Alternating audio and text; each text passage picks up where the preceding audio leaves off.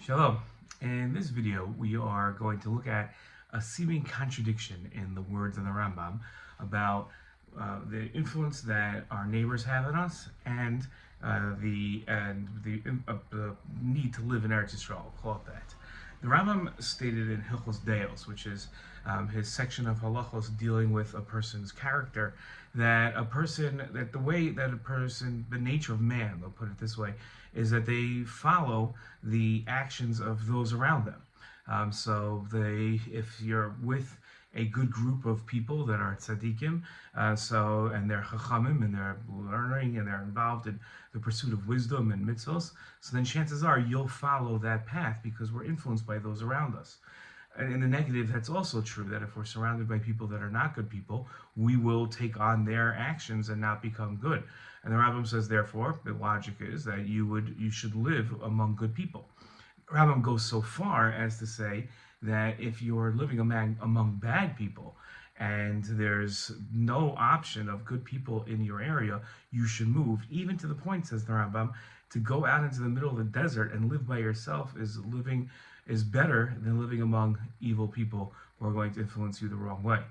Now, keeping that in mind, it makes this second comment that the Rambam makes later on in his Mishnah Torah strange, because the Rambam says that a person should always live in Eretz Yisrael, the Olam Yodor Adam Eretz Yisrael, but he says, afilu, and he's quoting the Talmud here, afilu be'ir sheruba akum, v'al yador b'chutz la'aretz, afilu be'ir sheruba Yisrael. It's better to live in Eretz Yisrael in a town that the majority of the people are idolaters, than to live in Chutz La'aretz, where the majority of the time of the people that you'll be living with are good people, Jews. So that seems very strange, because the two comments seem to contradict each other, right? That it would seem that a Jewish person should always live in Israel, even among idolaters, contradicts the idea that we follow those around us and we should move away from people like idolaters that could negatively influence us.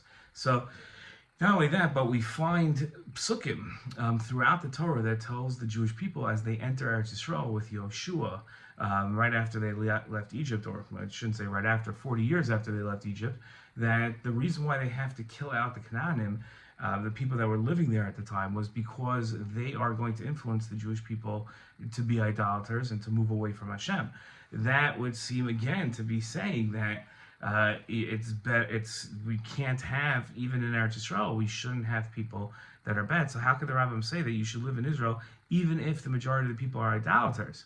It seems to be that's something that even Hashem took into account by telling us to wipe the people out.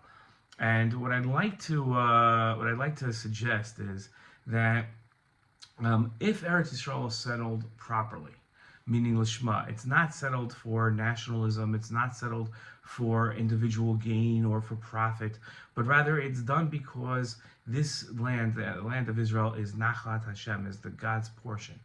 If that is the intentions of the nation or the individual as they come into Israel, they'll be able to fight off the poor influences or the negative influences of even idolaters.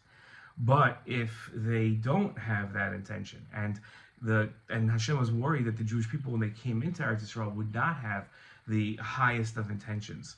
Rather, they needed a place to live. It wasn't a spiritual conquest.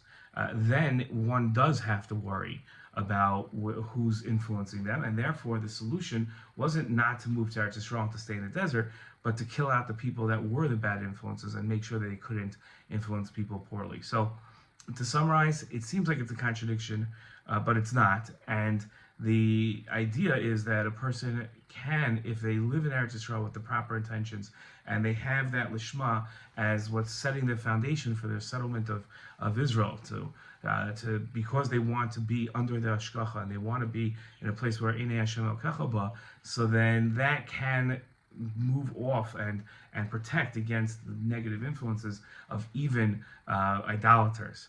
But if somebody wouldn't have those proper intentions, then the solution would be to get rid of the bad influences and then move to Israel. Shalom.